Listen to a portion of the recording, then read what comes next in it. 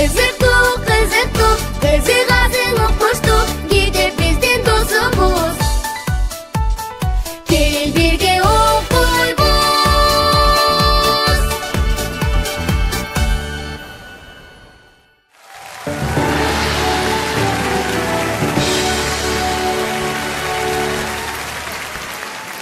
Көп окусам китепти, көрө баштайм өнүмдү. Күндө окуйм китепти, кемчиликти жойсом деп, элим үчүн эстелик дайым жасап койсом деп. Кол чабуулар.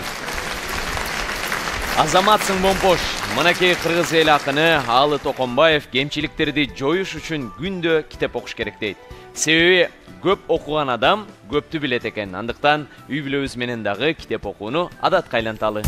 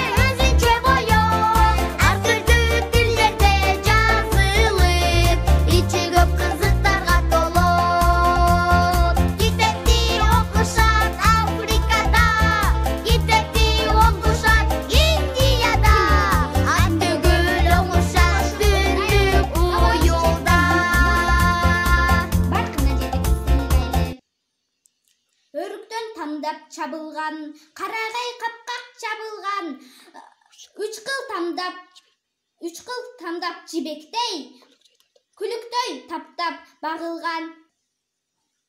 Ата журтун коргогон, эрдир дайлы комузум, бетинде көп береке, жердир дайлы комузум.